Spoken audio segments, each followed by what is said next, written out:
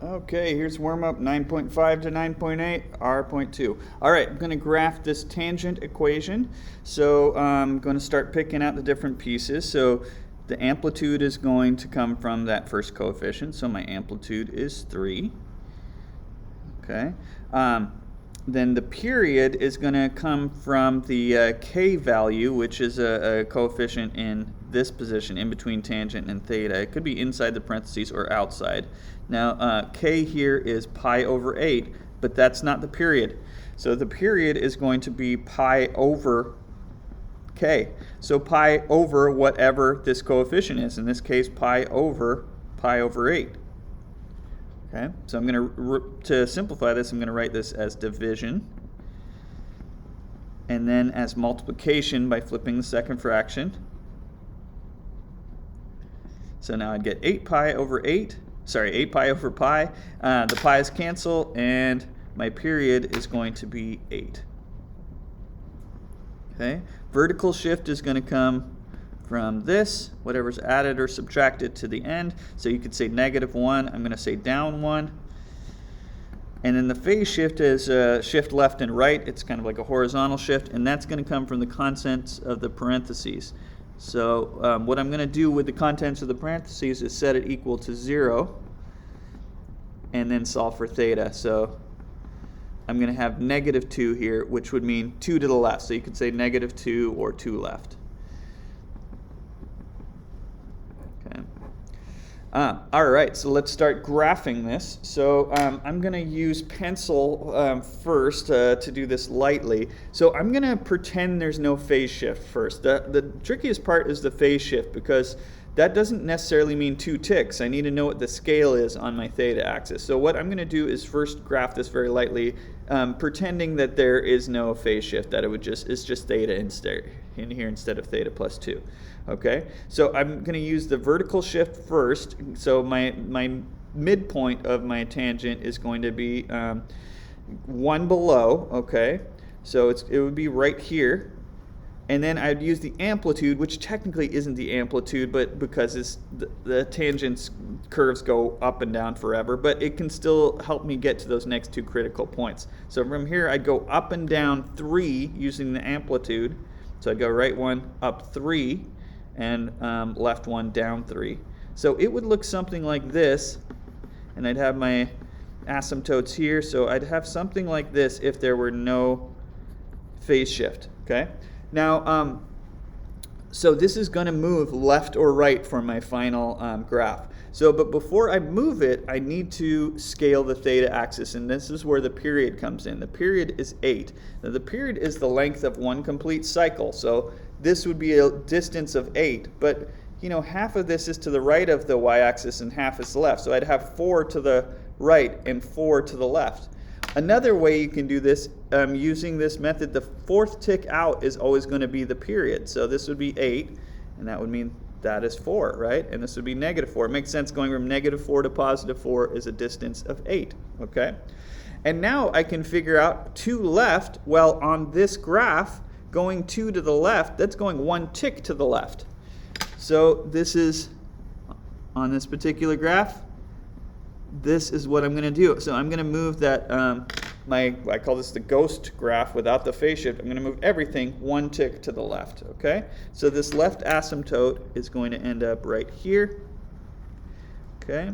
And then got this, my 3 critical points. Those all move left 1 unit, and this moves left 1 unit, okay? And then sketch in my S-curve, something like that. Okay, I like my students to always scale the axes at the start and the finish. So hey, this is 2 units to the right because it's 1 tick, and this would be 2, 4, 6 units to the left at that asymptote. And there we go. Okay. Okay, I made a mistake on the last problem. I didn't want to start all the way over, so I have some scotch tape and a weird cut probably in the video. But okay, so number 2 then. We're going to use the unit circle to find the exact value of this. Now I could put this into a calculator, but I'll likely get a decimal. So what I want to do instead, and this is even quicker if you have a unit circle, is just look for the y value at that particular place. So I'm going to see if 5 pi over 3 is on here. And it is right down here. I know this is probably difficult to see on here, but the y value there at 5 pi over 3 is going to be negative root 3 over 2. And that's not a decimal, that's exact. It's just the y value for sine. If I had cosine, it would be the x value at these different places. Okay.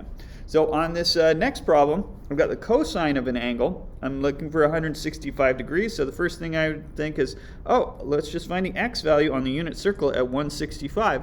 But 165 is not one of my special angles on here. It jumps from 150 to 180.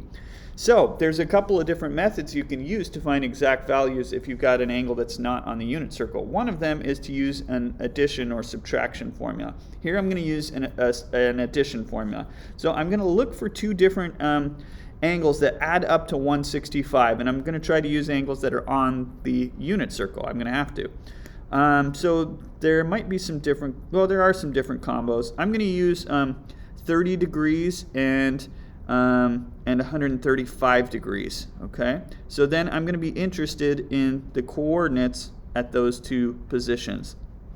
So I'm thinking of this as cosine of 30 degrees plus 135 degrees, okay? And so in this formula, 30 and 135 are going to be my A and my B, okay?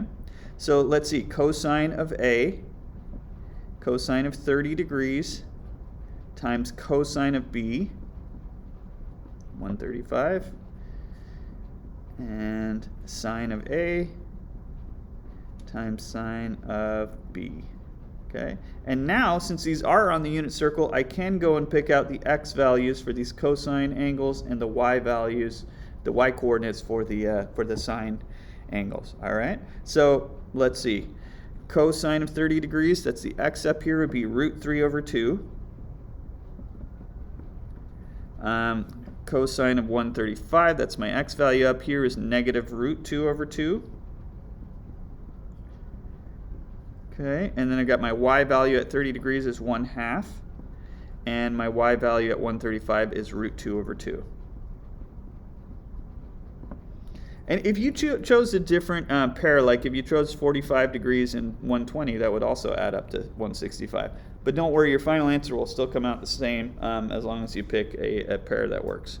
Okay, and then I'm going to just simplify this. So I'll multiply these two together. That would be negative root 6 over 4. I see a lot of times people will write over 2, but we're not adding these fractions. So don't forget to multiply 2 times 2 in the denominator. And then I've got negative root 2 over 4 again. Okay, hey, look at that. I've got the same denominator. That is handy because now I can combine these into one fraction.